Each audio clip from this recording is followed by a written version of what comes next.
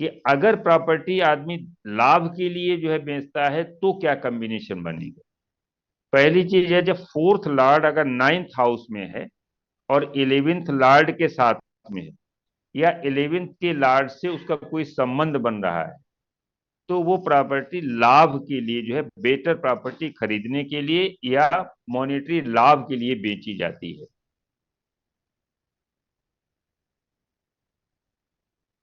दूसरा पॉइंट है, fourth house का जो स्वामी है, अगर नाइन्थ नाइन्थ हाउस में, देखिए फोर्थ का छठा जो है नाइन्थ हाउस है। नाइन्थ जो है, तो छठा माने होता है क्या करने की, दूर जाने के लिए, डिस्पोज करने के लिए। और अगर बारहवां क्या है, लॉसेस के लिए है। तो अगर चार का स्वामी छठे में बैठ जाए, यानी उसमें बेचना है, और बारहवें का लॉर्ड जो लॉसेस का स्वामी है वो भी उसके साथ बैठ जाए, तो प्रॉपर्टी बेचने में लॉस होता है। 10 लाख की खरीदी, पता चला कि परेशानी आई तो 8 लाख में बेच दी। अगर मान लीजिए इसमें नाइन्थ हाउस में बैठता है फोर्थ का लॉर्ड, नाइन्थ हाउस का मतलब फोर्थ से छठा है वो, बेचने के लिए, और अष्टम का स्वामी वहां बैठ जाए, तो इसका मतलब है कि वो परेशानी में, डिस्ट्रेस में जो है वो प्रॉपर्टी बेच रहा है, उसके ऊपर कोई लोन है या और कोई उसको परेशानी आ गई जिसकी वजह से वो बेच रहा है।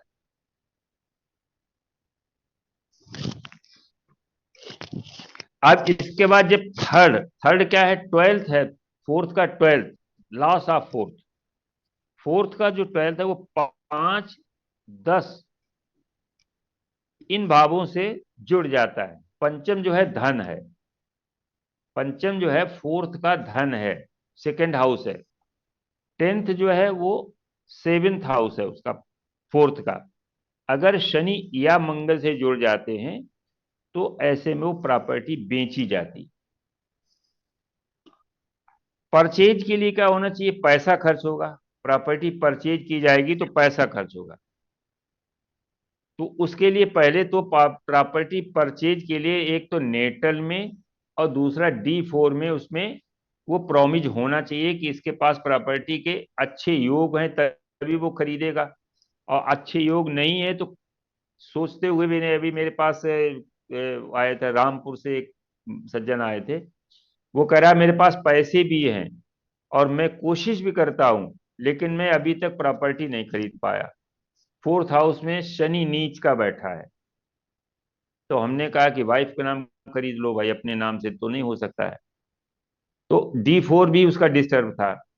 तो जब तक D1 और D4 में फोर्थ हाउस प्रॉमिस नहीं देगा, तब तक पैसा पास होते हुए भी जो है वो प्रॉपर्टी नहीं खरीदी जा सकती। तो परचेज के लिए पहला योग तो है कि D4 और D1 के फोर्थ हाउस में प्रॉमिस होना चाहिए। D4 का लग्न, D4 का लग्न ये डिजायर शो करता है, प्रॉपर्टी ओन करने की डिजायर। D4 का जो है वो लग्न शो करता है। तो अगर D4 का लग्न अच्छा है तो उसमें डिजायर है। अगर D4 का फोर्थ हाउस अच्छा है तो वो ओन कर लेगा, खरीद लेगा। तो दूसरे पॉइंट हमें ये देखना है कि पहले तो प्रॉमिस होना चाहिए, दूसरा D4 में वो वास्तव में वो उसकी डिजायर है भी खरीदने की कि नहीं, प्रॉमिस तो है लेकिन नहीं, वो उसका मन नहीं है, वो नहीं खरीदेगा। मान लिए D4 के लग्न में ही केतु बैठा है, तो केतु डिजेक्शन का कारक है। वो कहता है अरे क्या करना है प्रॉपर्टी को भाई, हमें प्रॉपर्टी की कोई जरूरत नहीं है, तो पैसा होते हुए भी नहीं खरीदता है। तो D4 का लग्न जो है वो प्रॉपर्टी ओन करने की डिजायर देता है, और फोर्थ हाउस जो है प्रॉपर्टी ओन कराता है। तीसरा है कि इसमें अगर D4 चार्ट में राजयोग है, राजयोग का मतलब एक का लग्नेश पंचमेश नवमेश द्वितीयेश लाभेश पंचमेश द्वितीयेश दशमेश नवमेश इनकी युति है, तो राजयोग अगर हैं तो फिर आदमी प्रॉपर्टी खरीद लेगा। फिर इसके बाद दशा खरीदेगा कब, जब इन भावों की दशा एक्टिव होगी, फोर्थ हाउस की दशा, D4 के फोर्थ हाउस की दशा, या इसमें पंचमेश द्वितीयेश और द्वादशेश। देखिए द्वादश में क्या होता है कि प्रॉपर्टी परचेज में आपको मनी इन्वेस्ट करनी पड़ती है। तो मनी इन्वेस्टमेंट जो है वो द्वादश भाव से। जब तक द्वादश भाव एक्टिव नहीं होगा आप पैसा खर्च नहीं करेंगे, और खर्च नहीं करेंगे तो प्रॉपर्टी मिलेगी नहीं। तो प्रॉपर्टी खरीदते समय द्वादश भाव के स्वामी या उसमें बैठे हुए ग्रह की दशा जरूर एक्टिव होती है। ये लोग आप लोग अपने चार्ट में उसको देखें। सभी लोगों ने प्रॉपर्टी खरीदी होगी, वो टाइम देख लें, उसमें द्वादश भाव के किसी स्वामी की दशा अंतर प्रत्यंतर में या वहां पर बैठे हुए किसी प्लेनेट की दशा एक्टिव जरूर होगी। क्योंकि परचेज के समय जो है आपको मनी इन्वेस्ट करनी पड़ती है, और मनी इन्वेस्ट करने पर ही प्रॉपर्टी मिलती है।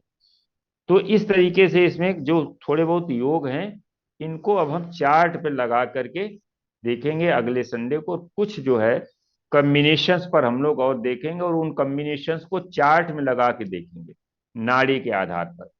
फिर उसके बाद देखिए, एक आप सब लोग एस्ट्रोलॉजर हैं, CS पटेल साहब एक बहुत अच्छे एस्ट्रोलॉजर हुए हैं हैदराबाद के। तो उनकी एक पुस्तक है प्रिडिक्शन थ्रू नाड़ी एंड नवांश। उसमें नवांश में और नाड़ी का प्रयोग करते हुए नवांश के आधार पर बहुत सी चीजों को उन्होंने प्रिडिक्ट किया है, अच्छी चीजों के लिए भी और खराब चीजों के लिए भी। तो उससे हम कुछ निकालेंगे, माने रूल्स, और उनको चार्ट पर लगा करके हम लोग देखेंगे कि कैसे दशा मिलती है, कैसे वो काम करते हैं। और नाड़ी को भी थोड़ा थोड़ा सीखते चलिए, क्योंकि अब आजकल नाड़ी का बड़ा प्रचलन हो गया है। पारा शरीर में बहुत पैरामीटर्स हैं, अष्टक वर्ग देखो, दशा देखो, त्रिक भावों को देखो, 6 8 12 को देखो। बहुत टाइम लगता है नाड़ी में। सीधे सीधे आपने कॉम्बिनेशन देखा, और कॉम्बिनेशन का अगर हमें उनका रिजल्ट पता है तो खर्च से आप उसको प्रेडिक्ट कर सकते हैं। तो आज फिर यही हम लोग फिनिश करते हैं, और अगले संडे फिर हम लोग मिलते हैं। ठीक है। नमस्कार सर। हाँ जी, सभी लोगों को सभी नमस्कार। सभी नमस्कार। आज तो थोड़े ही लोग थे हम लोग। हाँ, आज सात सात जन ही थे सर। आज आज सुप्रिया जी भी नहीं आई थी आज। हाँ हाँ। हाँ, कई लोग नहीं इसमें थे। इसमें चलो सर आज। जो है जो पाराशर में जो है ये बीज जी जी। स्प्लिट वाला एक कैलकुलेशन ऐसे नहीं निकलेगा। हाँ मैंने अभी देखा है ये एक्चुअली जो है जो एक लास्ट में आता है जहां पे आता है कैलकुलेशन जी। उसमें जब जोड़ते हैं मतलब जोड़ना घटाना पड़ेगा थोड़ा सा तो इस पे कैलकुलेशन का है ऑप्शन। तो नहीं नहीं, इसमें सीधा सीधा आ जाता है नीचे। अभी वो सुप्रिया जी पिछले वो उसमें कैलकुलेट कर रही थी, इनके पारासल अच्छा लाइट में पूरा नीचे दिया नहीं रहता है वो उनका हम लोग। लेटेस्ट लेटेस्ट वर्जन उनका 9 पॉइंट कुछ है जो पुराना अच्छा। किसी के पास है तो उसमें जी ये है कि लास्ट पे जब जी हम जाते हैं रिसर्च में रिसर्च वाले जी। कॉलम में कैलकुलेटर लिखा हुआ हाँ। अच्छा अच्छा। वहां पे आ जाता है। मैंने देखा अभी। अच्छा अच्छा। जी तो जी। ये इसमें ये अपन फाइल जैसे अपने अपनी नई कुंडली खोल ली अपन ने किसी की भी।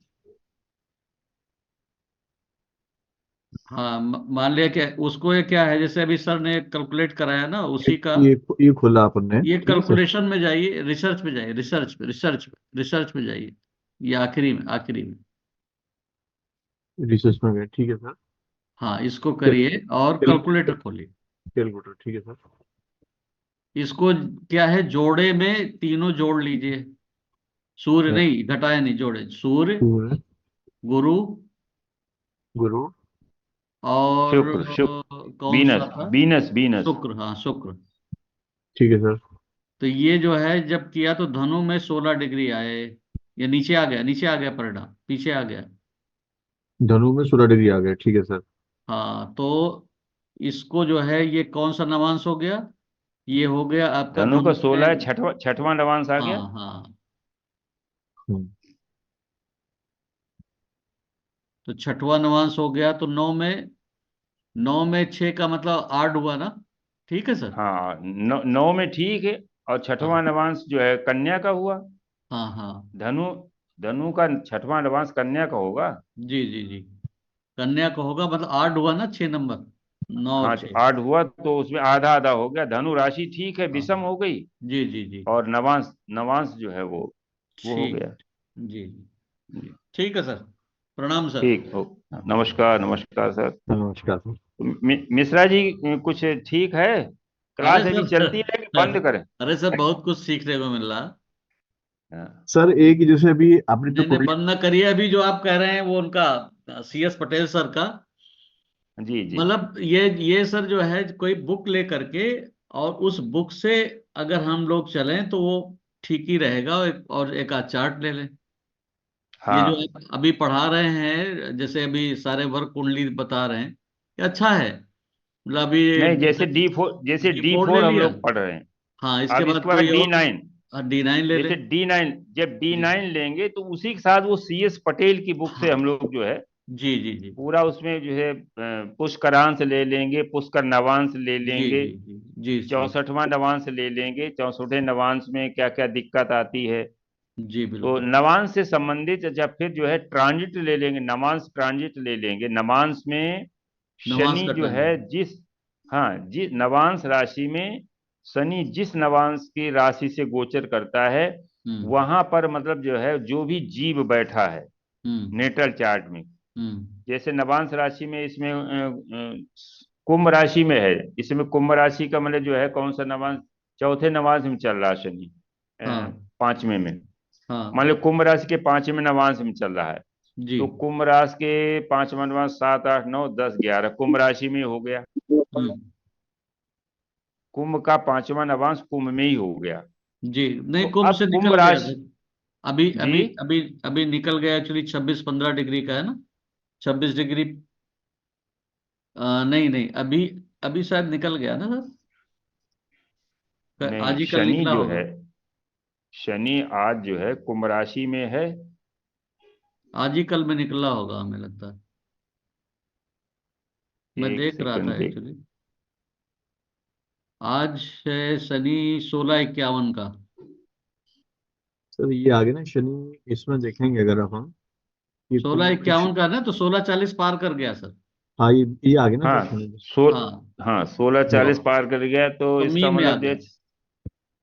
मीन नवांश में आ गया। हाँ हाँ, अभी आ गया। तो अब देखो मीन नवांश में गोचर कर रहा है। हम्म मीन नवांश में जो भी प्लेनेट बैठा है D1 चार्ट में, हम्म उसके जीव को खतरा पैदा हो गया।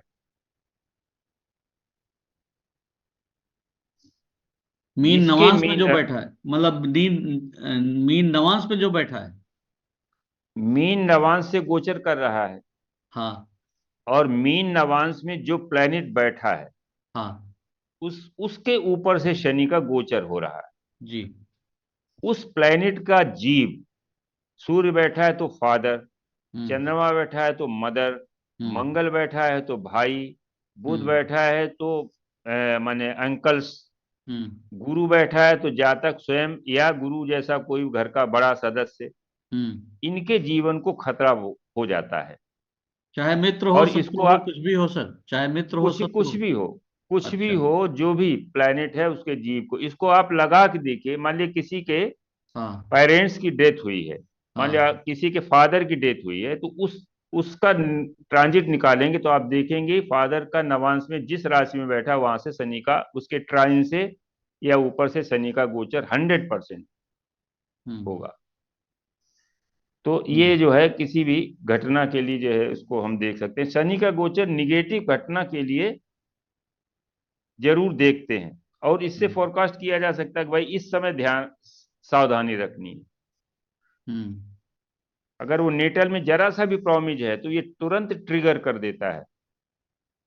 तो नवांश गोचर भी हम लोग पढ़ेंगे, और D4 के बाद ना D9 लेंगे तो उसी की जो क्वालिटीज हैं उनको प्लस जो है CS बिल्कुल पटेल की चार्ट्स। बिल्कुल सर, एग्जैक्ट बताया है। मेरे साथ वही लग रहा है, बिल्कुल एग्जैक्ट, और वही डेट लग रही है। बताइए, लगता है कि नहीं लगता ये? वो डेट भी लग रही है। हाँ, हम्म तो कैसी कैसा कैसा नुकसान करेगा? मान लिया मेरा अभी शुक्र के ऊपर आने वाला है। उच्च का शुक्र है। शुक्र, तो नवांश में वो शुक्र उच्च का है। हाँ, उच्च का शुक्र है, और गुरु से परिवर्तन भी है। और वहीं अच्छा, पे तो ये अभी, बताओ, पत्नी पत्नी के पैर में कोई दिक्कत है क्या इस समय? हाँ, पैर पैर में तकलीफ है। देखा, ये हम्म ट्रांजिट कैसे बता देता है। हम्म वो तो तकलीफ काफी दिनों से है, तो क्या इधर क्या मेजर तकलीफ हो सकती है? इधर, हाँ, इधर बढ़ सकती है। अच्छा, हाँ, मतलब ये रहेगा ये समझ लो रहेगा 96, कितने 99 पे कितने दिन रहेगा? 96 दिन? नवांश से, हाँ, लगोगा ऐसे ही रहता है। मतलब 97 98 दिन। हाँ, 3 अंश 20 कला है तो 3 महीना रहेगा। और हम्म 20 कला माने और 3 महीना 6 दिन। हम्म। हाँ, जी जी जी। तो इस तरीके से मतलब ये टूल्स भी है। हम्म ये जो है ऋषियों ने जो बनाए हैं बड़े अच्छे अच्छे टूल्स हैं। बस भाई हम लोग एस्ट्रोलॉजर तो सभी है, कोई हम नई चीज नहीं बता रहे हैं। जो चीजें हैं उनको हम लोग लगा करके उसको देख के को, और थोड़ा सा ये है कि वो चीज हमें ज्यादा समझ में आने लगे। हम्म। तो किसी भी उसमें लगा सकते हैं। बिल्कुल, जैसे बहुत हम अपने फादर के डेथ के चीजों को मैं देख पा रहा था, कई चीजें तो लग रही थी, लेकिन एग्जैक्ट डेट या वो चीजें नहीं समझ में आ रही थी। जैसे अभी आपने बताया वो डेट ही कनेक्ट हो रही। हाँ, तो इसीलिए तो वो बड़ा महत्वपूर्ण ट्रांजिट जो है, बड़ा महत्वपूर्ण है वो नवांश ट्रांजिट, हम्म सर प्रमोशन के लिए आर्थिक। सर इसमें जैसे आपने बताया कि जैसे नवांश में जैसे शनि आए मीन के नवांश में अभी, हाँ जी। तो D9 के अंदर जैसे हमारा जो गोचर तो कुंभ में यहाँ आ गया नवांश कुंडली में देखते हैं, परंतु इस कुंडली में देखेंगे तो यह नवांश राहु राहु के ऊपर राहु आया। के ऊपर से हो गया। यानी इनके दादा को कोई प्रॉब्लम हो सकती है इस वक्त, सकते कि जी अगर। हाँ। Okay sir. हाँ हाँ, ये तो ठीक है, फिर हम लोग अगले संडे को मिलते हैं। जी जी ओके जी। सर। जी सर। ठीक है सर। नमस्कार ओके सर। ओके, ठीक है सर, नमस्कार। प्रणाम सर।